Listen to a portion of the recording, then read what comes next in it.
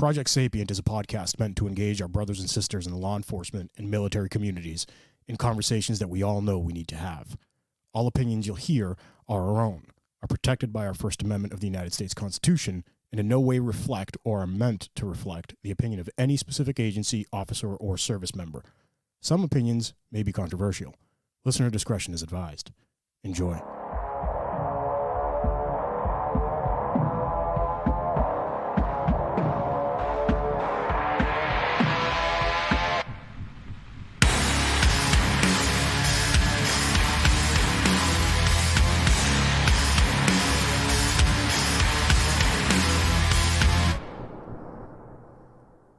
Guys, episode 7, Project Sapient. It's Peter and Ayman.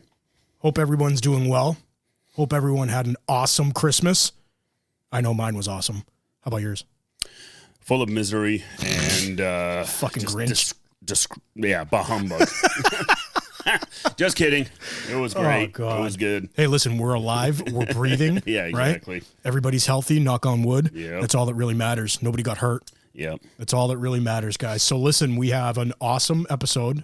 Thank you to everybody that's been listening. Thank you to Havok Journal. Thank you to we're getting followers. Can you believe that? Yeah, I know, right? That's kind of crazy. We're getting followers from all over the world. Like feedback has been awesome. Oh yeah, we got a follower from Israel. This is awesome, you guys. Thank you. I was like, oh my God, we're definitely going all over. And again, most popular states for us right now is Ohio, California, and New York. It's kind of badass all over. That's badass. I don't know anyone in Ohio, but that's cool. Hey, thank you for listening. I'm going to give out a little bit of information to people. I'm not going to give out the full stats yet, but pretty soon, with how many downloads we're getting, we're going to be in the top 50% of podcasts on the planet. Yeah, buddy. That's pretty badass. That is. So listen, guys, this is episode 7. This episode, we're going to be a little bit more serious on this one. It's something that Ayman and I both hold dear to heart. He had written it for Havok Journal on October 6th. It's called Why Police Training Must Include Counter-Ambush Techniques. It's a 2-part article that he has, and we're going to talk about both of these articles. So take it away, bro. Oh yeah, I mean it is very near and dear to myself and Pete's hearts, and to many officers who you know, are military, you know, and infantry and various units like that, and same with police officers, SWAT teams. They understand this counter ambush aspect to the job. Yep. Okay, because you know, in the past decade, it's been almost like the norm now, where cops go to domestic calls, get ambushed. Cops show up to help a disabled car. Ambushed. Get ambushed. You know, it's I could probably count other scenarios that I've seen and heard and talk about with counter ambush, with ambushes that happen to police. So why aren't I'd ask the question, why isn't counter ambush techniques being taught to the patrol? I got to be honest with you. So the first, maybe like 2-3 years ago, when ambushes started spiking, right? I started hearing about it on the news before I would even like look into the articles or anything like that. And I'm like, the first thing that came to mind was the media probably has no idea what they're talking about. No. Like, it's probably not an ambush. It's probably, you know, it's an officer involved shooting, whatnot. Right. Yeah. And we're sad that the guy's hurt, but it was probably not an ambush. Yep. Reading into a lot of them, I started realizing that, holy shit, that's the one thing the media is getting right. Whenever they say the word ambush, it usually is an ambush. Yeah. And I was kind of happy with that the media is calling it out. Yeah. The one thing that I wasn't happy about is that the media would call it out and then you'd never see it ever again. They'd post an article about it just to shut everybody up. Yeah, exactly. And you know, so like I said, over the past decade, and you have officers that even sit down having lunch getting ambushed. Yep. I mean, there was that big one in Washington. Yeah, remember that? Washington. They were in a diner, having breakfast. Yep. 5 officers were killed at that one. And they got shots off too. Yeah, they got shots off. You know, so here's the thing. Again, you're sitting in a police car, like, you know, let's say even having your lunch break in a police car. There's a lot going on around you in a police car. I mean, if the listener who are not police officers, Go to your local department and see what's inside a police car. I'm sure you'll find. Ask nicely. Well, ask first. nicely. Yeah, don't say, "Hey, I want to go in your car." No, well, you'll probably end up in handcuffs, and then I'll show you the inside of my car. But ask nicely. Just say, "Hey, I'm curious on what's inside a car or whatever." But or even if you have a friend who's a cop, yeah, absolutely, a friend that's cop, you're friendly with. Ask them. You'll be amazed by the amount of technology that is in a police car. Especially in like the suburbs, of police cruisers. You have computers, you have these things called MDTs. They're basically information overload that come to the officer between dispatch, between EMS calls, between running plates, licenses, warrant hits, low jack systems. Yep. We have now these electronic ticketing systems. So there's so many distractions in a police car by itself. So you are in a very, very vulnerable position as a cop, sitting there because your eyes have to be on the road, on the rearview mirror, side mirror, and everything else that you're doing, and you have to be able to multitask just like that. But it's not really being trained that much. It just isn't. It's not. So when I taught a couple of kids back in the day, was that you or me? Oh, there it is. Back in the day, one thing that I like to do when I'm on patrol, you could probably call me crazy for it, is I like to, no matter what the weather is, I like to have the windows a little bit down. Yeah. And why I do that is because you want to be aware of absolutely everything going on, from smells to sounds to you name it. Absolutely. Absolutely. There's a reason I do the same thing, especially during the summer. We have those rain guards in the window, so even if it's raining, no big deal. I put the window down a little, and that's the reason, is to hear the noise. Also, you get a feel of the neighborhoods. As a cop, you'll be able to hear the sounds. You'll be able to get a sense of what's going on around you. I'm not into these cops that keep their windows rolled up, blocked off from the world. No, like you shouldn't. No, especially with the way cars are soundproof these days. You can't hear shit. You're in the most vulnerable position you could possibly be in as a police officer. Yep. You're exposed to the public. Yep. You 99% of the times have writing on the side of the car that says, "Look at me, I'm a cop. Yeah. Look at me, I'm one of the most hated professions on the planet." Yep. The last thing you want is to not being able to hear somebody that's 10 feet away from you because your window's up. Exactly. I mean, I've seen police cruisers now, it seems to be a lot more the norm, where they keep their lights on, their upper lights, like standard. Yeah. They're just driving around with a red light and a blue light just on. Have you seen it in Massachusetts? No, I've seen it in Connecticut. Yeah. I've seen it in Connecticut. I've seen it in the Carolinas. It seems like that's becoming a sort of a norm, which... I get the idea of police presence. Yep, there's a cop way over there. Okay, I see him. Yep, but at the same time. So I think in Connecticut, I had known about this a long time ago. I think it's actually, it was case law that brought that on. Ah, okay.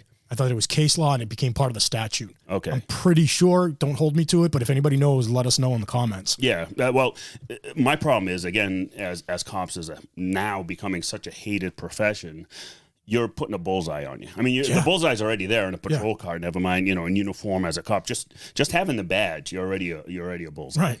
Now add all those factors. Now the ambushes are going to skyrocket. And it's not even on like the unmarked cars too, because 99% of the criminals out there know there's an unmarked in the area. Yo, look at that blacked out Chevy Impala. Yeah. I wonder what it's doing here. And look at that guy's got a huge chest that just came out. He looks like he's wearing 5 pairs of shirts. Yeah, exactly. Oh, that's a vest. Okay. Exactly. There's nothing unmarked about the police cars we drive. So real quick, I'll go over this story. I wrote about in Havok Journal. It was, on the SWAT team. I was off, lying in bed. I was sleeping, and my phone went off. And usually as a SWAT operator, it's more like a paging system on our cell phones. It used to be pagers. I actually had a pager. Remember those? It used to be a pager, but now with modern technology of the phones, which I hate, they can find you anywhere. So anyways, I get this page. It's simple. SWAT call out. All operators, please respond. So you're like, all right, here we go. Gotta go. Get out of bed, get my stuff together, put my clothes on, keep the noise at a minimum, because I've learned from the commander-in-chief of the house that I'm too noisy and tend to get Operator's going to get his ass whooped. Yeah, exactly. Walking out of the house. So I put my gear together. I throw my clothes on, all that stuff, and head out. I get in my car. It was like 2 a.m. I cracked open a Red Bull and drove away. So we got to talk about your Red Bull consumption too. Listen, by the way, you can thank the United States military for that one, because in 2005, Red Bull was free to soldiers. So was it really? Oh yeah, man, in the pallets. No shit. Yeah. Dude, we used to do raids on the platoon nearby or the battalion nearby. If they had more Red Bull, we used to do like night raids, grab their Red Bull and bring them back. So does that explain why once in a while you looks like you want to catch your ear? Yes. Yes. All right. Coming back to this. Here we go. So I get in my car at 2 a.m. I'm heading there. Then we start getting updates, to what's going on as we're getting called out. So it says domestic violence incident, shots fired, armed barricade. That's all we knew. Shots fired, armed barricade. Pete, you know what that means. Mm-hmm. It's going to be a long day, especially with a barricade. So I was already, in my mind, I was already thinking, all right, patrol officers respond to a domestic incident. Upon approach, they get shot at. I arrived on scene, and sure enough, that's exactly what occurred. I later learned one of the officers who was shot at was a combat vet. He returned fire and got the rest of the officers out of harm's way. Yeah, it was actually a great job on him. Wow. I do know who he is, but I won't reveal name or agency or anything. Yeah, exactly. OPSEC. But he saw the guy, rescued 2 or 3 officers out of that scene.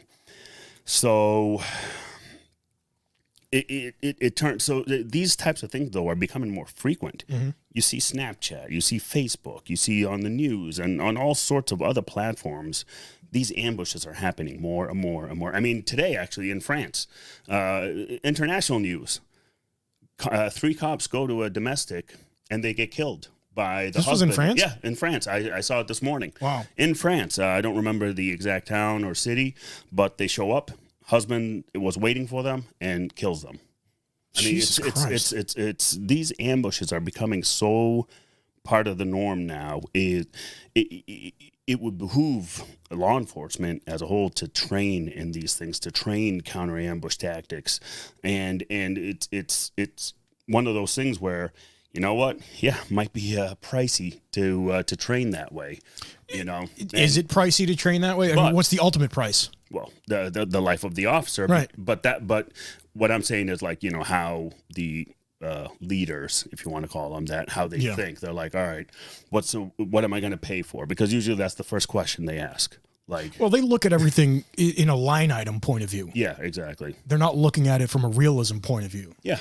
Like everything's a line item. It's a budget. It's a this and that. And it's unfortunate that sometimes, knock on wood, sometimes bad things have to happen before the department says, okay, now we have to train in this. Yeah. I mean, well, Bobby, our friend who sells those shields. Yep. How many times has he told us he leaves a police department after their bosses say no thanks, and there's a shooting. There's a shooting and an officer dies. Right. And then he's called right back. Right. And they purchase a bunch of shields. And he would tell me he almost feels bad selling it to them after. Yeah. Like, holy shit, you should have, not to say that Bobby's the smartest guy on the planet. He's a really smart guy, right? Yeah. But we need to open our minds to new technology. Absolutely. And we need to stop. This is an elephant in the room. Yeah. These ambushes and police shootings are an elephant in the room. We need to acknowledge them. Yep.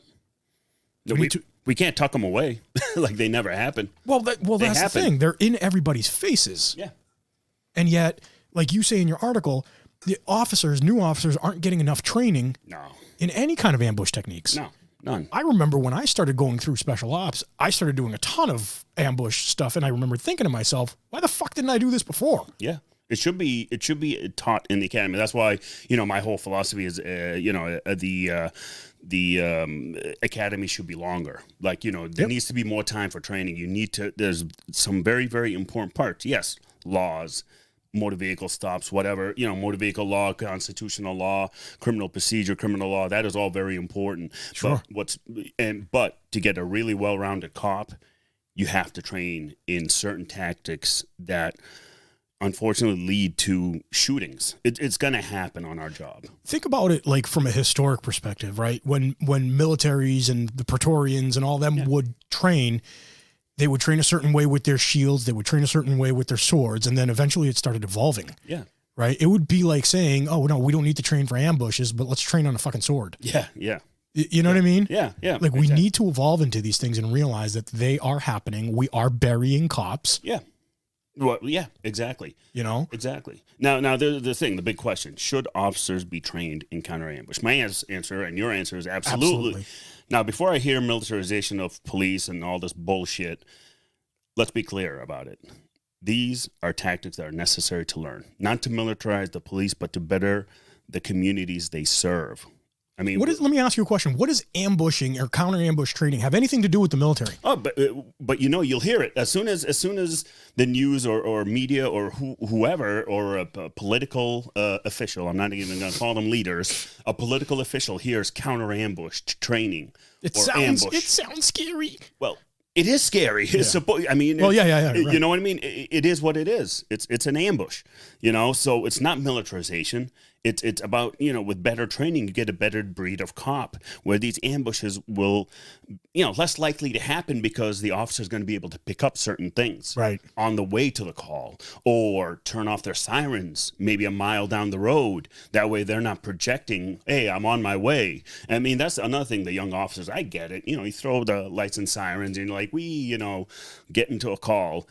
But start to think, do I need to have these sirens on a mile away, half a mile away? Right. Do I need to pull up and park in front of the house? It's one of my biggest pet peeves. Me too. One of my biggest pet peeves. Granted, I've done it a couple of times, and I've had to rationalize why I did it. Yeah. And there was, you know, I've always said that if you can articulate as to why you did something, if somebody asks me, I'll articulate as to why. Sometimes I might be wrong. Yeah. Right. But 9 out of 10 times when you ask somebody, hey, why did you park up front? You get the, exactly. You know what I mean? You know what it is? I think it's because of training. It develops or, you know, like the muscle memory. Right. You're just driving because I was told you pull up to the address, park, and then you walk your way up. No. How about 2 houses down you park, you walk. Right. You know, oh, God forbid that you got to walk an extra 20 feet. Instead of knocking on the door right away, listen, see what's going on. These are all types of things you can do prior to, you know, engaging and minuscule little things. Minuscule little things that you would do to look for that ambush that's about to happen. And it's not a matter of if, it's a matter of when. Right. You know, and if you take every call like that, that's the way it's got to be. I mean, let's take a look at the West Coast. Seattle? The LA County deputy. Oh, okay. Yeah. Were sitting in their car. Yeah. Shot sitting in their car. Yep. You know, the woman that got shot in the female officer. Yep. Which she was a beast, by the way, the way she responded to that. Absolutely. But when I saw that, I said to myself, they weren't doing anything wrong by sitting in the car. Nope. The guy ends up, the dickhead comes up and ambushes them, and it's pure luck. Am I wrong in any way? No. It's pure luck that they survived. Yeah. Yep. Like the trajectory of the bullet went a certain way into the face and the arm and all that stuff, and it missed essential arteries. It missed all of the pertinent hydraulics in the face. Yep. Like pure luck. Like here's the thing that, like, again, how you park your cruiser. Are you going to park it in the middle of a parking lot? You're in a marked cruiser. Now you have 360 where someone can approach you. Me personally on patrol, what I do is I back my cruiser up to a wall. Yep. Right. That way I know the only way someone's going to come to me is either the side or the front. Right. Or even better, find some place that no one goes to, you know, like, you know, abandoned sites or whatever, just places that. But see, these are constantly evolving things. As long as, in my opinion, and I could be wrong, tell me if I am, but in my opinion, as long as the officer is thinking. Yeah. Then there's no really, it's kind of like, you know, entering a room. There's no right or wrong way. There's 1,000 ways to get into a room. Right. Yeah. But sometimes I don't like backing up to a wall. Yeah. In my head, for some reason, something goes off and says, what if I need to back out of here? Yeah. If somebody comes at me from the front, but it's never right or wrong as long as you're thinking. No. But that's the thing, though. If you're in the middle of a busy parking lot, why are you sitting there? Right. You know, if you're not responding to a call or dealing with a certain situation, why are you just sitting there? You're making the presence known. Well, yeah, sure. There's a time and place for presence, right? You know, the lieutenant tells you, hey, I need you at this parking lot. Make a presence. To make a presence. Okay, cool. Be there. But you know what? Be alert. Right. You know, there's a reason why you're there. Maybe robberies, maybe this. So there's a reason why you're there. I even get out of the cruiser and walk around. You know, I'm never comfortable. That's sitting kind in of a rare cruiser. these days too. Oh yeah, no, that it's for some reason. I've read studies before about how the use of Walk and talk? cruisers. Well, walk and talk went away with the introduction of the cruisers. Yep. You know, where now again, like I said, officers roll up their windows and throw blinders on. Yeah. Which listen, I understand if it's at the end of the shift. Yeah. You know, that's the reality. There's that magic hour where I'll sit there. The witching hour. Yeah, exactly. There's a magic hour. I sit there and hope to God I get nothing because I just want to go home. Right. Right. These are facts. But like going back to the officers in LA County when they got shot. Yeah. Right. Did she pull him out of the cruiser? She pulled her partner out of the cruiser. If I recall, yes. She rendered aid to her partner while even though she got shot in the face and called in for help. She called in for help. She pulled him out. She pulled him around the side, so she took cover. Exactly. You know, one of the things I remember learning and one of the things I remember telling a lot of the new kids was a cruiser can be your tomb. Mm-hmm. Like, never go back to it. No. If you're sticking by it, I get it. You're using it as cover. Yeah. You know what I mean? But think of it as it can be a really, really big tomb. Yeah. You know, so imagine the trauma, right? She gets shot in the fucking face. Yep. She returns fire or no? No, I don't think they were able to because it was so fast. Yeah. They weren't able to. But think that warrior mindset, right? Kicked in. She grabbed her partner. She radioed for help. She went for cover and concealment. Yep. She did phenomenal job. Yeah. Phenomenal job. You know, and then, you know, I watched on Seattle News, Channel 7 segment of an officer with a firearm unholstered as he was being confronted by some activists. Now, he was sitting in a cruiser, right? Most likely he was told, I need you to post up at this side of Seattle or wherever, the side of the city. And it's a picture of him with, it was a video of these activists, quote unquote, videoing him, and what he did is he took a sidearm out of his holster and had it just ready.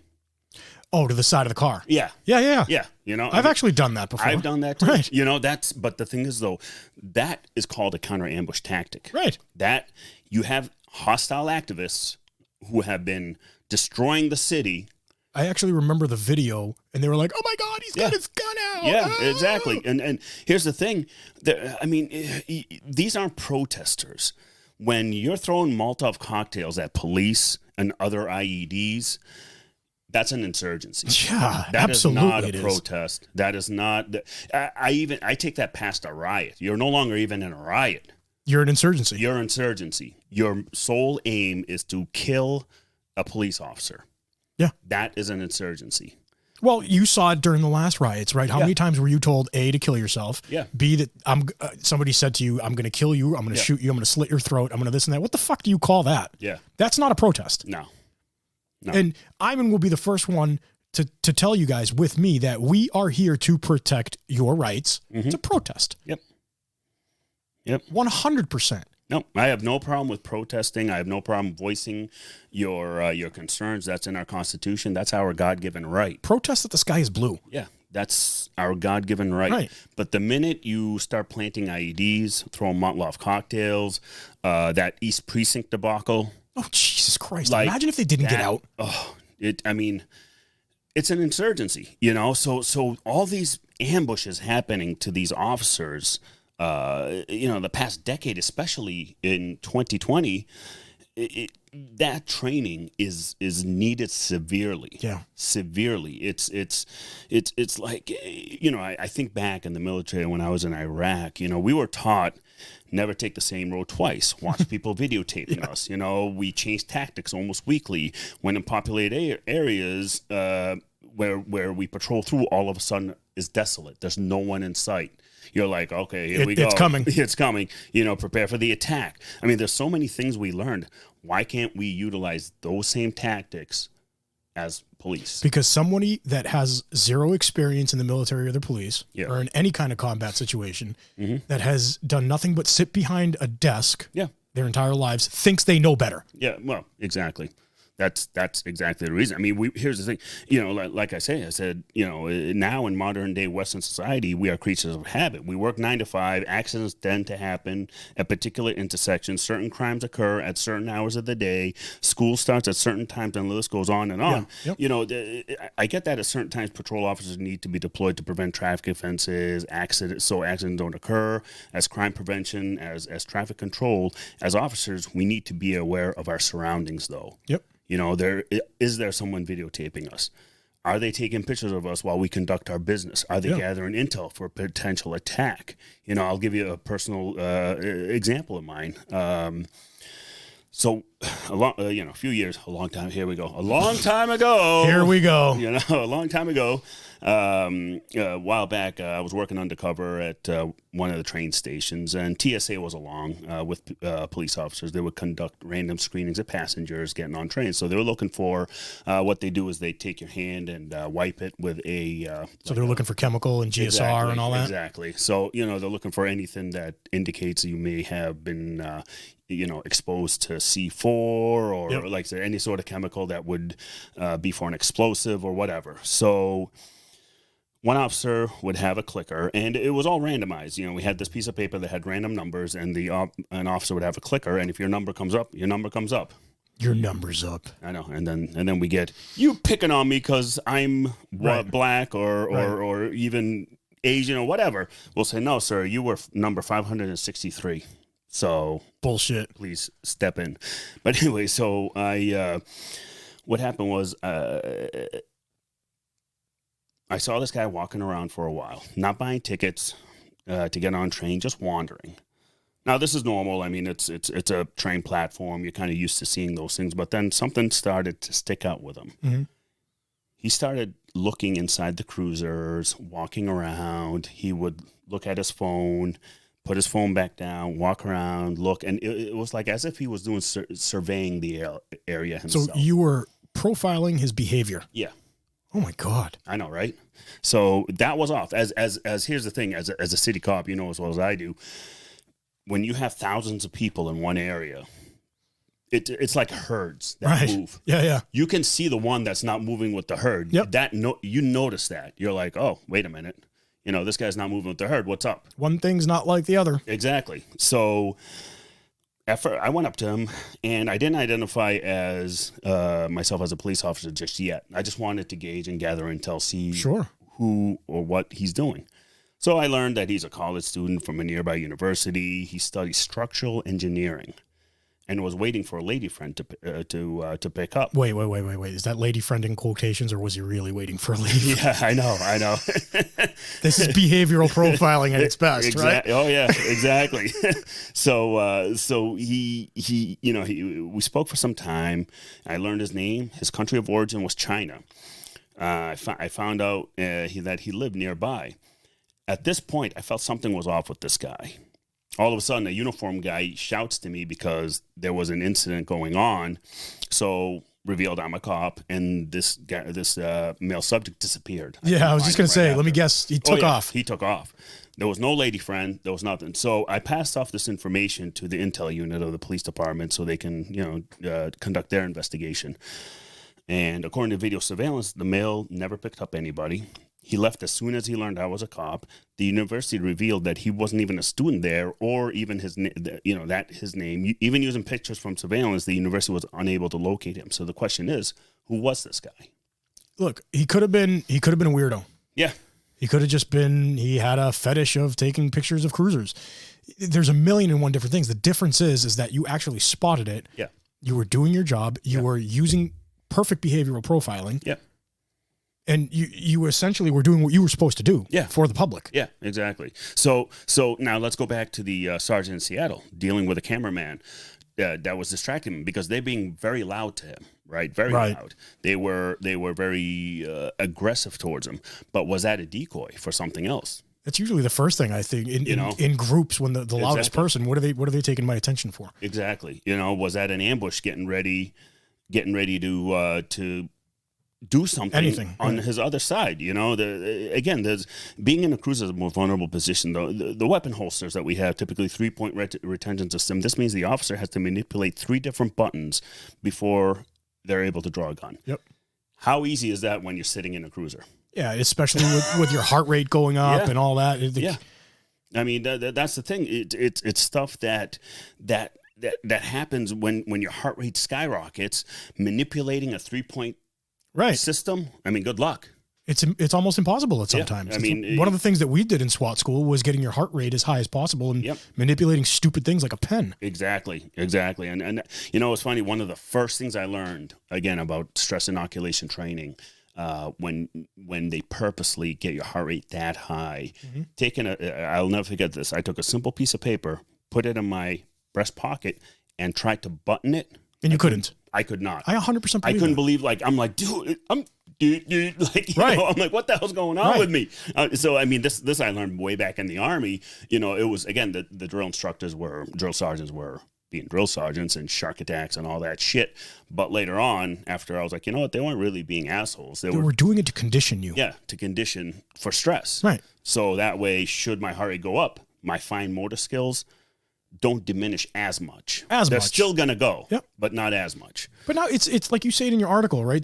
The movement needs to be repeated hundreds of times before it becomes muscle memory. Exactly. The point is you're doing it. Exactly. And you're repeating it 100 times. Exactly. So these things aren't new and they shouldn't be new. Nope. Just like you say with how many times have we done drawing exercises from a cruiser? Yeah.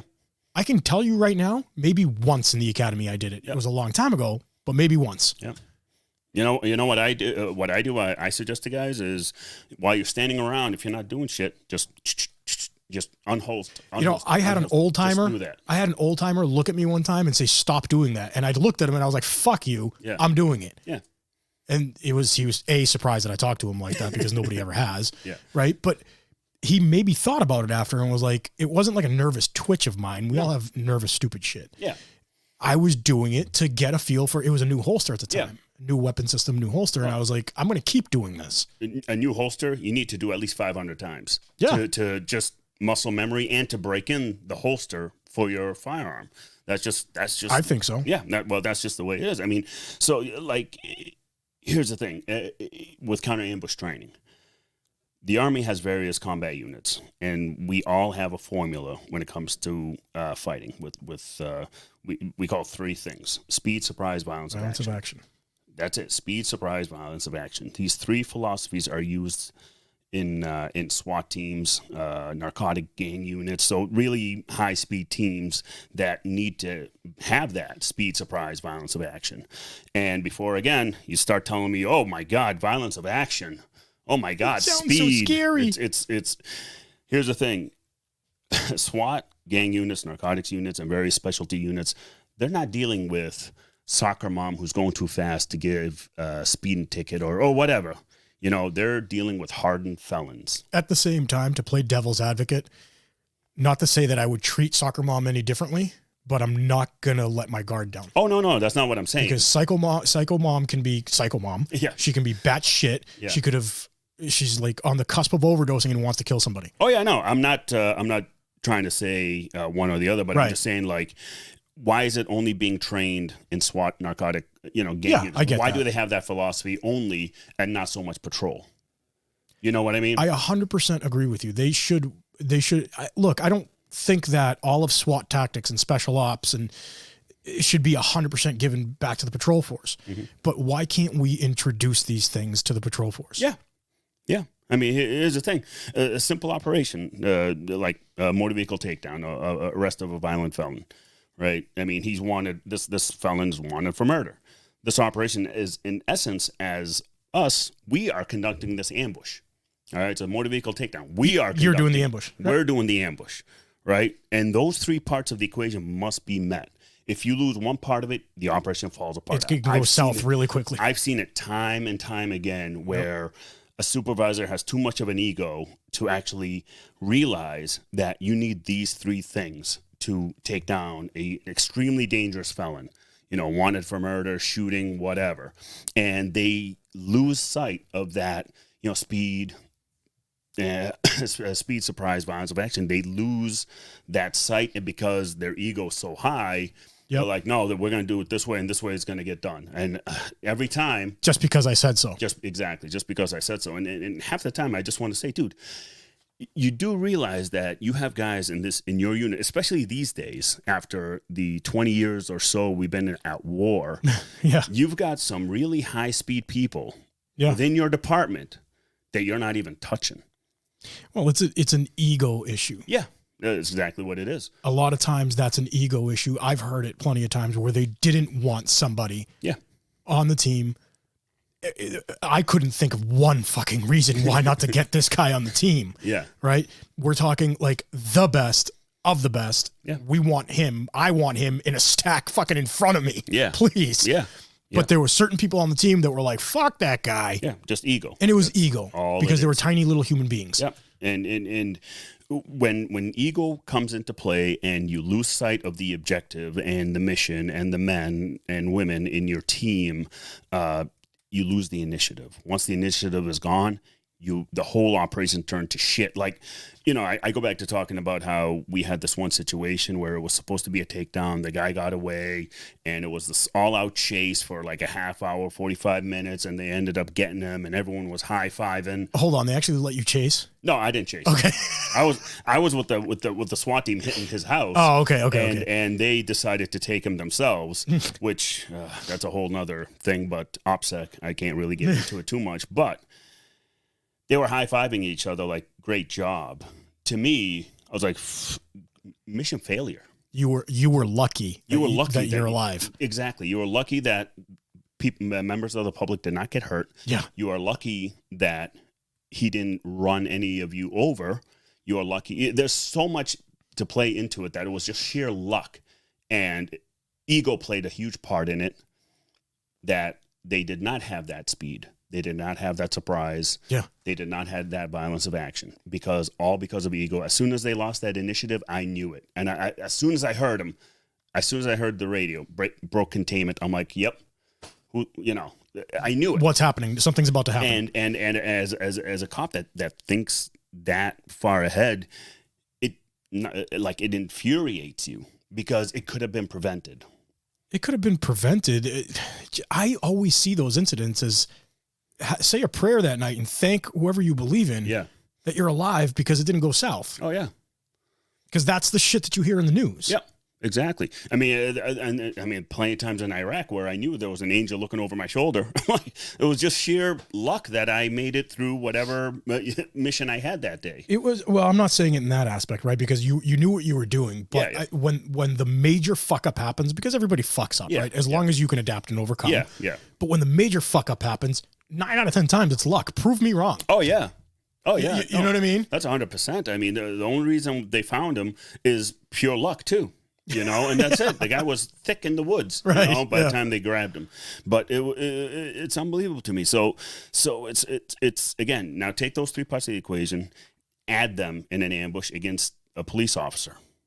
An officer gets a call to go to a local motel. Someone wanted for murder. Now this actually did happen. They enter. The first officer goes through the door, sees a suspect run into a bedroom. This was, I believe, in Florida. I forgot, Orlando or Miami. Okay. I forgot exactly where this occurred. They enter. First officer goes through the door, sees a suspect run into the bedroom, and he gives chase. The officer shot by the suspect, gets hit in the chest, falls behind cover. The officer then gets up and returns fire and get into a shootout with the suspect. Suspect ends up getting killed. Now, I believe that officer, or anyone for that matter, that to fight through that ambush, they needed that 4th part of the equation. Yeah. Which the 4th part to me is resolve. Yeah. Speed, surprise, violence of action, and resolve. I mean, I don't know how many times I can say it. Resolve. Right. Resolve. It is paramount in the equation, especially if you're the one getting ambushed. As, in the military, we fight to the last man. Right. Because we're going. I mean, how many of these awesome stories you've heard, these combat heroes out in Afghanistan, Iraq, that were surrounded. Everything was against them. Everything was against them, but they persevered. Absolutely. That they refused. They refused. That is sheer resolve. That's what this officer showed, and I loved it. And I replay it over and over again sometimes because you can hear it in his voice. when he got up, Yeah. you heard it. It was superhuman. Oh yeah. He was like, fuck this. I'm not done. Yeah, exactly. And I think that's what he exactly said. It's unbelievable that when you have that resolve in you, it's something that can't be trained, but what you can do is when you're confident in your abilities alone, having the confidence, knowing that you can handle this situation because you've trained in it so many times, that helps you build that resolve in you. Let me ask you a question. Yeah. How many times in your career have you seen the quiet guy or girl? Have you seen somebody in training where you did put them through a stressful situation and they came out a fucking beast and you were like, where the fuck did that come from? Mm-hmm. You've done it. Oh, yeah. You've seen it. Yeah. It's probably happened to you too, where Yeah. you're like, how did I lift that? Yeah. How did I break that? How did I this and I that? The point is the exposure to it Yes. does miracles to people. Yes. That stress inoculation training, Yep. where you're just getting beaten and beaten and beaten and beaten, and all of a sudden something inside you just comes out. It's almost, it's cheesy as fuck, but it's almost like the Incredible Hulk type of thing. Yeah. Like, he's a nice guy. He's very quiet. He's very this, but you won't like me when I'm angry type of thing. Exactly. It's that resolve that you need. It's when I go into work, I mean, I prepare for an operation. I put my kit on, load my rifle, handgun. My mind's in the game. Yeah. Right. I greet the Grim Reaper with a smile and hit my objective. The war mindset, the resolve, and being battle tested helps me with the 4 parts in defeating an ambush. I mean, because it's one thing to be battle tested and know how you're going to react and then be able to use that, that warrior spirit, that warrior ethos and mindset in me during a mission. I mean, there's a reason why I have, it's kind of weird. I guess it's weird for me, or for the guys that I work with, is I'm able to pass out before an operation, no problem. Really? Oh yeah, I fall asleep. I'm out. You get to sleep during a fucking fire, huh? Oh yeah, I'll fall asleep, like whatever, and then I'll wake up, get ready for the mission, and I'll head out to the op. We'll do the op plan, talk about it, whatever, and then for me, it's that van ride when I hear that 1 minute out. Yeah, 1 minute out, I shut up and I go into my head. The zone, man. Yeah, go in my head, take a couple deep breaths, and I'm in the game. And it's funny when you're in the van or where you're whatever vehicle you're in, and everybody's joking and horse playing and pulling at each other's tits, all going up to about going up until about a minute out. Yeah, and then when you do hear the minute out, it's like the zone. Yeah, everyone gets quiet. Yeah, you could hear a bird fart. Yeah. Actually, I'll never forget. I'll tell this story because I love my brothers. So we were on our way to an objective, and it was like a 20-minute ride. So we're sitting in this Bearcat, about 20 minutes to the objective. So, 20 minutes, plenty of time. We were shooting the shit. I'd be farting the whole time, just so you know. Yeah. So one of the guys was telling us about how he became diabetic or something like that from getting bit by a dog. What? I was like, we all, all of us looked at him like, what? Okay. I was like, all right, run through this story. And he's explaining it to us, and he said, oh, well, I got bit by a chocolate lab, and that gave me diabetes. I'm like, so I was like, oh, there it is. So you got bit by chocolate lab. So it wasn't clicking with him for a second, and I repeated it to him, and he looks at me. He's like, you know what, Ayman? Fuck you.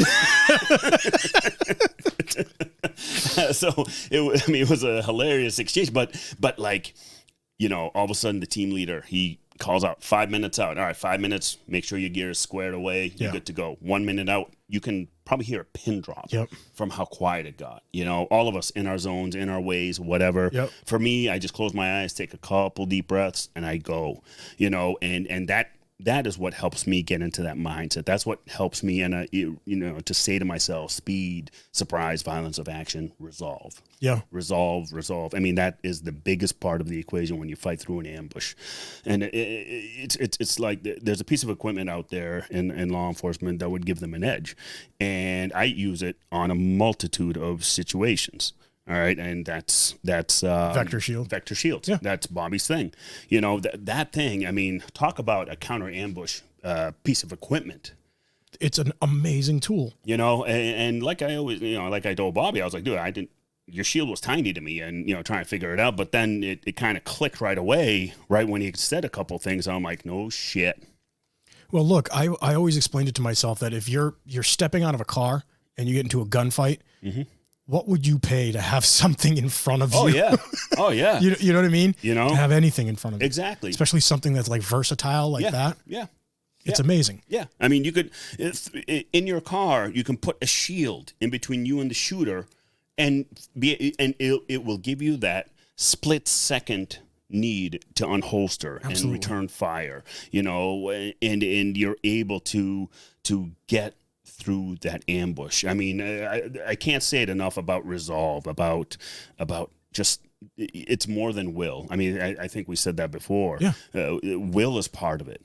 All right. You have to have the will, but in the end, you have to have the resolve. The will can get you only so far. The resolve it's like there is no failure. No. Like I agree, even from things that you heard before, I agree with failure. I want to fail. Yeah.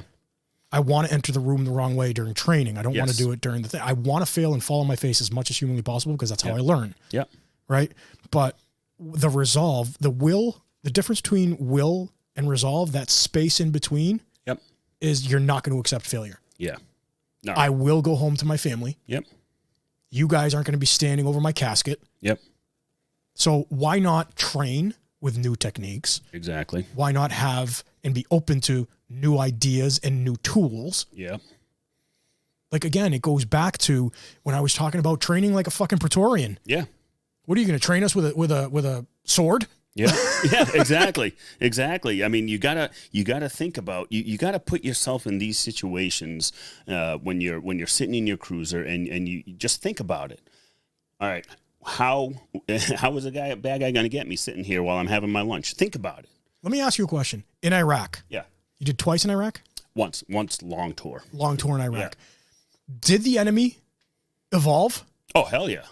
They saw the greatest fucking fighting force on the planet coming at them, and they, I don't want to say kicked our ass, but they gave the U.S. a very hard time in fucking sandals and 50-year-old weapons. Yep. They evolved. Oh, yeah, absolutely. They would tape our tactics. They would watch how we do. They were doing the work. They were doing the work. All right. Same thing over here I saw. Same thing with these riots, and actually, let's call it what it is, this insurgency. The amount of videotaping I saw that was being done by the so-called rioters, guess what they were doing? To me, they were logging how we move in a formation. They were logging, they can hear the team leader call out, flank left, flank right, whatever it is. They're learning our habits. They were doing the work. Exactly. That the greatest fighting force on the planet didn't think of. Yeah, exactly. And it's amazing. Yeah, it's amazing, and it's something that to be said when you're out there in your car and you're dealing with a domestic or you're dealing with an unruly person, out in public and cell phones are out or whatever. Yeah, that's whatever. That's great. It is what it is. But also in the back of your head, think for a second. Well, think about it this way, right? Like in Iraq, they were doing the work. Yeah. Do you think the enemy here is doing the work? Oh, absolutely. Like any city in town that's listening to us, Google, let's say, I don't know, Wellesley, Massachusetts. Yeah.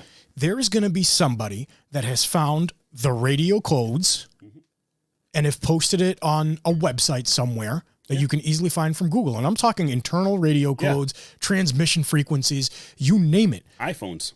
You can get apps. That have all that. That have all that. So if everybody else is doing the fucking work, why are we purposely putting ourselves at a disadvantage? Yeah. That's, again. Because I'm sick and tired of burying fucking cops. Yeah. Exactly. When we're not evolving, that's an issue. We're losing. If you're not evolving, you're losing. Yeah, that's the thing. And these political officials, again, I refuse to call them leaders. These political officials don't see it that way because all they want is the votes to help push their own personal agendas forward. They're not listening to you. If one of those people ever got shot at, or if one of those people actually spent time in parts of the cities and neighborhoods that are actually dangerous, their perception of things would change drastically. Oh, big time. But the difference is they're fucking scared and they refuse to go spend time and to see how things. How many times have you asked fucking politicians to come for a ride along? Ooh, I don't personally. Okay, yeah. But actually, I'll commend one where I work. City Council actually came and did a ride along, 8-hour ride along. And did it change the perspective? It changes perspective big time. Magic. I know, I know. You know, it's amazing where, you know, this city councilor. I commend him. You know, I gave him a vest to wear. I'm like, listen, shit goes south, stay in the car. But he's representing his people. Exactly. And he asked me some questions that concerned, you know, some of his constituents. Posed some questions to him, and I answered them, you know, frankly and everything. And he got it. He's like, oh yeah, I could see why if this guy drinks this much and, you know, this happens and bad shit. I'm like, yeah, I mean, that's just But the way he was there. He was in the thick of it. He was the sights, the smells, the everything. He got his heart rate up a little. I took him to one of the bad sides of the city, and he got to see how someone comes up to me that I have a relationship with and says, hey, officer, the guy you've been looking for is in that house. Yeah. Oh, thanks. Guy who's a felon, wanted, had a warrant. He's violent. I got a few patrol units, and we went in and we got him. You know, without any what do you call it? Trying blanking on the incident. Word. Incident. There we go. Oops, incident. Yeah, without any incident, and the city council was just like thrilled. Yeah, he got to see the legwork on the floor, and that's what they should be doing. They should. Like they watch too much TV and they think they know better. Oh yeah. Oh no, they know our job. Just like with certain legislation that want to take away police training from cops and have civilians run the training. Yeah, let's see how. Yeah. That would be like asking a 10-year-old to go train the next combat unit that's going into. Yeah. You know what I mean? Yeah. Because he's really good at Nerf gunning. Yeah, exactly. Airsoft. I call it Nerf gunning. Yeah. All right, so guys, like, just remember, you know, the formula: speed, surprise, violence of action, and the final part, resolve. All right, just have that in your head, and remember that you have to train in counter ambush techniques. Tell your upper command, tell the politician, tell them whoever, have them reach out to us. Absolutely. You know, we will never deny anybody. No, reach out to us. We will put together that type of training, and we have phenomenal people on this project, on Project Sapient, that would do a certain type of training. They're going to blow people's minds. Yeah, will blow your mind away. Well, guys, listen, this was episode 7. Thank you so much for listening. It's always a pleasure talking to you guys. We'll see you next week. See ya.